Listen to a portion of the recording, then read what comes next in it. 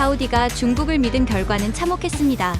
섭씨 52도의 페르시아만 중국이 건조한 선박이 항로를 이탈하더니 불길과 함께 바다로 사라졌습니다. 300명의 인명, 그리고 3억 달러의 자산이 한순간에 증발했습니다. 하지만 그 지옥 같은 열기 속에서도 한국이 만든 선박은 단 한 척도 멈추지 않았습니다. 이 바다는 숫자로만 계산할 수 없습니다. 한국의 마지막 경고를 무시한 대가, 그것이 바로 사우디가 치러야 했던 현실이었습니다. 그리고 모두가 경악한 건 침몰한 배가 아니라 끝까지 버텨낸 한국의 기술이었습니다. 세계는 인정했습니다. 조선의 1위는 아직도 대한민국이다. 그 충격적인 사건의 전말, 지금 시작됩니다. 구독과 좋아요, 알림 설정 한 번만 눌러주시고 시작할게요. 저는 사우디의 젊은 왕세자 파드입니다.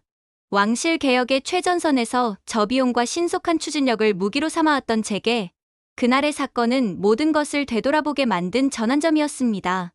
페르시아만 관제센터의 벽면을 가득 채운 화면들 사이로 붉은 경보등이 전멸하기 시작했던 그 순간을 저는 평생 잊지 못할 것입니다. 기온계는 52도를 가리키고 있었고 중국 조선소에서 제작한 LN 한 척이 예정된 항로를 벗어나 표류하기 시작했다는 보고가 들어왔습니다. 제 참모가 조심스럽게 다가와 가벼운 센서 오류일 가능성이 높다고 말했지만 저는 이미 제 가슴 한구석이 서늘하게 식어가는 것을 느끼고 있었습니다. 불과 몇 주 전 과잉 설계라는 이유로 제 손으로 직접 제외시켰던 한국 기업의 제안서가 어렴풋이 떠올랐습니다. 구조 요청 신호가 무전을 타고 흘러나오더니 곧이어 화면 한쪽을 화염 기둥이 가득 채우기 시작했습니다. 회의실 안은 침묵에 휩싸였고 제 심장 박동 소리만이 귓가에 울려 퍼지는 듯했습니다. 즉시 비상회의를 소집했고 관련 부처 책임자들이 하나둘 급히 모여들었습니다. 화면 속 붉은 불꽃은 여전히 꺼지지 않았고 구조팀의 헬기가 현장으로 급파되고 있다는 보고가 이어졌습니다. 참모진들은 각자의 태블릿을 들여다보며 상황을 파악하려 애쓰고 있었지만 저는 그들의 표정에서 당혹감을 읽을 수 있었습니다. 저가 입찰로 선택했던 중국 조선소의 기술력에 대한 의문이 회의실 공기 속에 무겁게 가라앉아 있었습니다.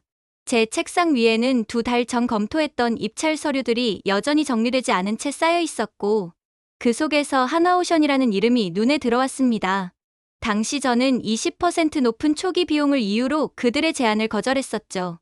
지금 이 순간 그 결정이 과연 옳았는지 스스로에게 묻지 않을 수 없었습니다.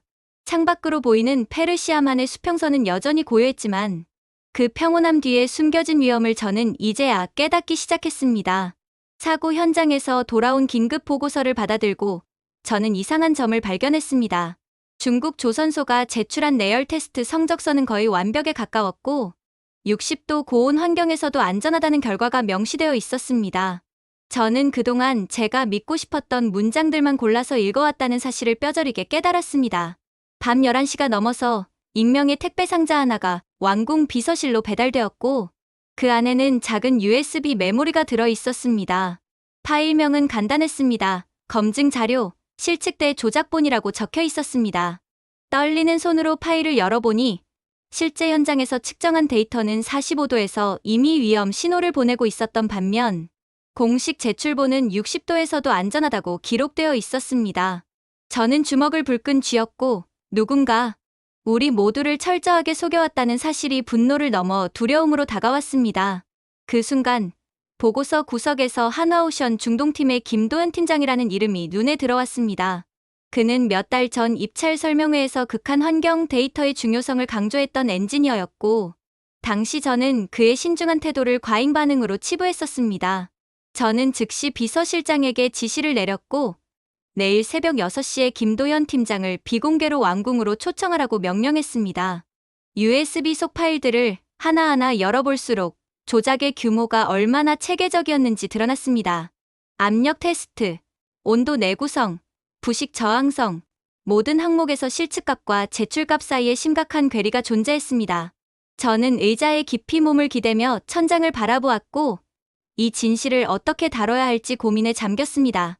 창밖으로는 새벽이 밝아오고 있었지만 제 마음속은 여전히 어둠 속을 헤매고 있었습니다. 새벽 6시 항만 부두에서 김도현 팀장을 만났습니다. 그는 일행과 함께 나타났고 손에는 태블릿과 두툼한 서류 가방을 들고 있었습니다.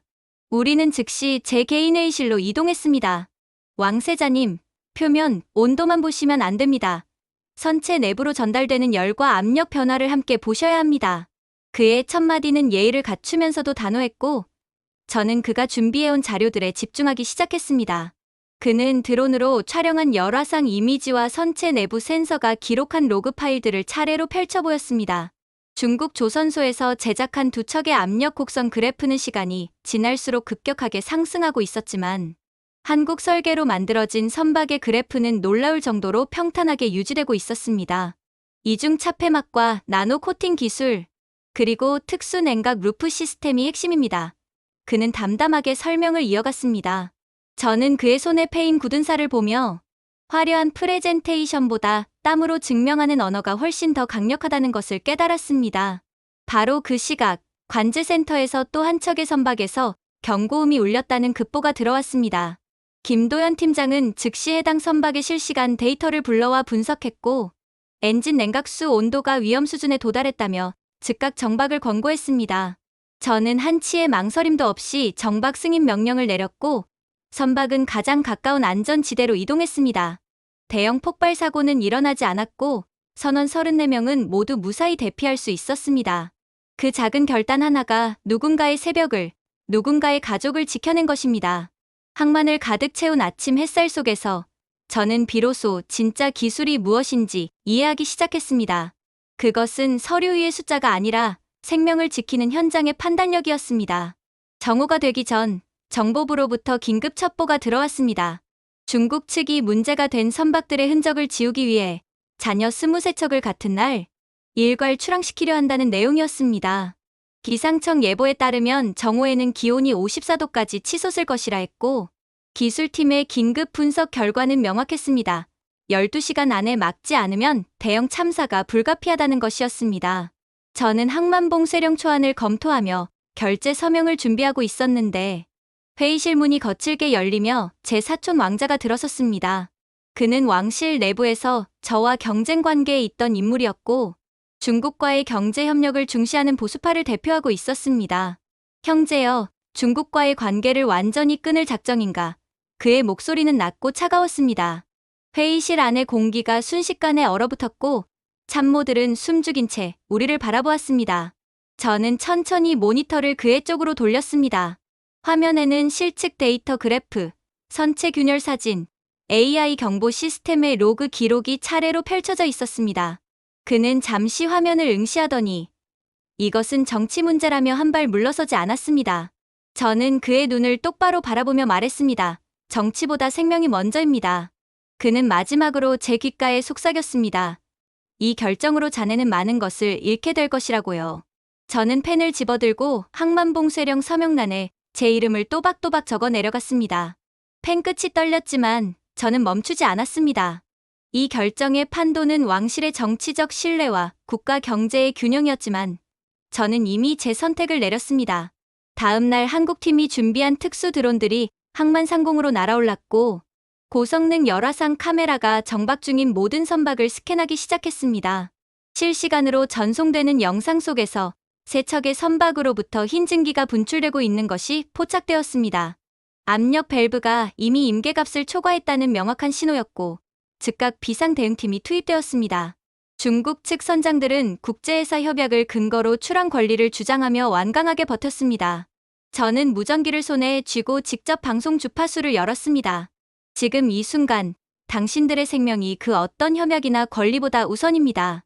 제 목소리는 떨렸지만 선장들에게는 분명하게 전달되었습니다. 5분 후 첫 번째 선박에서 미세한 폭발음이 들렸고 다행히 모든 선원들은 이미 안전지대로 대피한 상태였습니다. 참모가 제 옆으로 다가와 조용히 속삭였습니다. 전하, 이 모든 상황이 전 세계 언론의 생중계로 전파되고 있습니다. 저는 고개를 끄덕이며 화면 속 드론 영상을 계속 지켜보았습니다. 한국팀의 정확한 예측과 신속한 대응이 더 큰 참사를 막아낸 것입니다. 저는 그 자리에서 결심했습니다. 오늘부터 한국 기업과 재계약 협상을 시작하겠다고요. 항만 곳곳에서 대피 신호가 울려 퍼지는 가운데 저는 비로소 진짜 안전이 무엇인지 깨닫게 되었습니다. 그것은 화려한 서류가 아니라 현장에서 증명되는 기술과 신뢰였습니다. 해가 중천에 떠올랐고 기온은 예보대로 54도를 넘어섰습니다. 하지만 우리는 최악의 상황을 막아냈고 그 사실만으로도 충분했습니다. 이 사건으로 국제해사 기구의 긴급 청문회가 소집되었습니다. 전 세계 해운 관계자들이 모인 회의장에는 긴장감이 감돌았고 중국이 위조한 증거 자료들이 대형 스크린에 하나씩 공개되기 시작했습니다. 내부 고발자가 제공한 원본 로그 파일과 서류 위조 과정을 추적한 디지털 증거가 낱낱이 드러났습니다. 한국팀 대표는 연단에 올라 자신들의 테스트 문화를 설명했습니다. 실패하면 처음부터 다시 시작한다는 원칙과 모든 과정을 기록으로 남기는 리빌드 시스템이 그것이었습니다. 제 사촌 왕자는 회의장 로비에서 기자들에게 이것은 과잉 반응이라고 말하고 있었지만 그의 목소리는 점점 힘을 잃어가고 있었습니다. 바로 그 순간 중국 선박 선원 대표 한 명이 용기 있게 증언대에 섰습니다. 우리는 위험을 알고 있었습니다. 하지만 말할 수 없었습니다. 회의장은 깊은 침묵에 휩싸였습니다. 의장이 망치를 두드리며 전면 재검사 실시를 선언했고 회의장 곳곳에서 안도의 한숨이 흘러나왔습니다. 저는 연단으로 걸어 나가 마이크 앞에 섰습니다. 사막은 거짓을 용납하지 않습니다. 이것은 우리 모두의 책임입니다. 저는 회의장을 나오며 고개를 깊이 숙였고 카메라 플래시가 터져 나왔습니다. 한국팀이 준비한 안전 아카이브 시스템은 실패 사례까지 투명하게 기록하여 다음 설계에 반영하는 문화를 보여주었습니다. 이것이야말로 진정한 기술 선진국의 모습이라는 평가가 이어졌습니다. 저는 비로소 제 어깨가 조금 가벼워지는 것을 느꼈습니다. 진실은 언젠가 드러나게 되어 있고 그 진실편에 서는 것이 결국 옳은 선택이라는 확신이 들었습니다. 그날 밤, 제 가족에게 익명의 위협성 메시지가 도착했습니다. 더 이상 진실을 파헤치지 말고 입을 다물라는 내용이었고 저는 즉시 경호 수준을 최고 단계로 격상시켰습니다. 저는 왕궁 경호대 강화와 동시에 모든 계약 협상 기록을 대중에게 투명하게 공개하기로 결정했습니다. 사촌 왕자는 다시 한번 저를 찾아와 이것은 오만이라며 고개를 저었습니다. 하지만 저는 더 이상 숨을 이유도 숨고 싶은 마음도 없었습니다. 새벽 3시, 우리 경호대가 합동으로 의심 차량 한 대를 왕궁 진입로에서 정지시켰습니다. 차량 안에서는 녹음 장비와 카메라가 발견되었고 배후 조사가 즉시 시작되었습니다. 하늘이 서서히 밝아오는 것을 바라보며 저는 깊은 깨달음을 얻었습니다. 진실의 편에 선다는 것은 때로 고독하고 위험한 길이지만 결코 혼자가 아니라는 것을요. 한국팀의 헌신과 우리 경호대의 충성, 그리고 진실을 지지하는 국민들의 목소리가 저를 지탱해주고 있었습니다. 새벽 하늘은 점점 밝아졌고 저는 이제 두려움보다는 확신이 앞서기 시작했습니다. 왕궁 정원의 야자수 잎새가 새벽 바람에 살랑이는 소리를 들으며 저는 오늘도 진실을 향해 한 걸음 더 나아가리라 다짐했습니다. 하나오션 본사와 왕궁을 고화질 화상으로 연결하여 역사적인 재계약 협상이 시작되었습니다. 협상의 조건은 명확했습니다. 안전과 투명성, 그리고 교육이라는 세 가지 축을 중심으로 한 장기 동맹이었습니다. 한국팀은 준비해온 설계안을 하나씩 펼쳐 보였습니다. 이중차폐 시스템, 나노 코팅 기술, 액티브 냉각, 루프, 실시간 AI 모니터링까지 모든 것이 극한 환경을 고려한 설계였습니다. 유지 보수 비용, 보험료, 연료 효율성까지 포함한 10년 총소유 비용 분석 자료가 제시되었고 초기 비용은 높지만 장기적으로는 40% 이상 절감된다는 결과가 명확했습니다. 저는 두툼한 자료를 덮으며 말했습니다. 우리는 오늘 단순히 배를 사는 것이 아니라 생명을 지키는 계약을 맺는 것입니다. 계약서에 도장을 찍는 소리가 회의실에 울려 퍼졌습니다. 100억 달러 규모의 1단계 계약이 체결되었고 전체 로드맵은 9천억 원대의 장기 프로젝트로 확대될 예정이었습니다. 제 참모가 조심스럽게 다가와 속삭였습니다. 전하, 국내 여론이 크게 요동칠 것입니다. 저는 창밖을 바라보며 답했습니다. 우리는 오늘의 비난이 아니라 내일의 안전을 선택한 것입니다. 한국 측 대표와 악수를 나누는 순간 저는 이것이 단순한 비즈니스가 아니라 가치의 동맹이라는 것을 느꼈습니다. 회의실을 나서며 복도에서 마주친 사촌 왕자는 아무 말 없이 고개를 돌렸습니다. 정직한 숫자와 투명한 데이터가 결국 최선의 결정을 이끌어낸다는 것을 저는 이제 확신하게 되었습니다. 계약서를 든 채 왕궁으로 돌아오는 차 안에서 저는 비로소 마음이 편안해지는 것을 느꼈습니다. 다음 날 중국에서 들어오는 30척의 선박을 한국팀과 함께 최종 점검을 하게 되었습니다. 합동안전점검 첫날, 한국팀과 사우디팀은 새벽 4시에 항만에 모였습니다. 회의실 화이트보드에는 347개 항목의 체크리스트가 빼곡하게 적혀 있었고, 젊은 사우디 엔지니어가 놀라 물었습니다. 이 모든 것을 정말 다 확인합니까? 한국팀 리더가 담담하게 답했습니다. 이것은 우리에게는 기본입니다. 선체 스캔 작업 중 미세한 균열이 발견되자 즉시 해당 선박을 정박시키고 용접 리빌드 작업이 시작되었습니다. 냉각수 파이프에서 예상보다 빠른 부식이 발견되었을 때는 설계 단계부터 다시 검토하여 보강 방안과 특수 코팅 적용을 결정했습니다. 한 척에서 자동 소화 시스템이 작동하지 않는 것이 확인되자 한국팀 엔지니어들은 망설임 없이 방화복을 입고 선내로 들어가 수동 전환 작업을 완료했습니다. 항만 CCTV에는 누군가 남긴 경고성 낙서가 포착되었지만 우리는 공포에 굴하지 않고 절차를 따르기로 했습니다. 점검 5일째, 총 30척 중 27척에서 크고 작은 결함이 발견되었습니다. 하지만 중요한 것은 모든 결함이 개선 가능하다는 결론이 나왔다는 점이었습니다. 표면적으로는 멀쩡해 보이던 선박들이 속까지 들여다보니 얼마나 많은 위험을 안고 있었는지 드러났습니다. 한국팀의 집요한 점검 철학은 단순히 문제를 찾는 것을 넘어 왜 그 문제가 발생했는지 원인을 규명하고 재발 방지책까지 마련하는 것이었습니다. 중국 해운 관계자도 첫날부터 모든 상황을 지켜보면서 최종 안전점검 결과를 인정했습니다. 사우디 젊은 엔지니어들은 처음에는 과하다고 생각했던 체크리스트의 의미를 점차 이해하기 시작했습니다. 안전이란 운이 아니라 시스템이라는 것, 그리고 그 시스템은 끊임없는 점검과 개선으로 만들어진다는 것을요. 저는 현장을 방문하여 땀 흘리는 엔지니어들을 격려했고 이들의 노력이 우리의 미래를 만들고 있다고 말했습니다. 우리는 한국과 사우디가 공동으로 운영하는 해양안전 아카데미를 정식으로 설립했습니다. 15개국에서 온 연수생들이 첫 강의실에 모였고 벽면에는 첫 강의 제목이 걸려 있었습니다. 실패를 숨기지 않는 법. 관제센터는 최신 기술로 재구축되어 온도와 압력, 파고와 풍속, 선박 항적까지 모든 정보가 실시간으로 융합 표시되었습니다. 놀라운 것은 중국의 개혁파 엔지니어들까지 이 프로그램에 참여하기로 결정했다는 점이었습니다. 한 중국 엔지니어가 제게 다가와 말했습니다. 이제 우리도 진짜 기술로 승부하고 싶습니다. 저는 개소식 연단에 서서 참석한 모든 이들을 바라보며 말했습니다. 바다는 국경이 아니라 책임의 선입니다. 박수가 터져 나왔고 저는 이것이 진정한 국제협력의 시작이라는 것을 느꼈습니다. 국제회사 포럼에서 한국팀은 자신들의 실패 박물관을 소개하는 발표를 진행했습니다. 과거에 실패했던 사례들을 숨기지 않고 교육 자료로 만들어 같은 실수를 반복하지 않는 문화를 만들었다는 내용이었습니다. 발표가 끝나자 회장은 기립박수로 가득 찼고 여러 나라 대표들이 이 시스템을 배우고 싶다고 요청해왔습니다.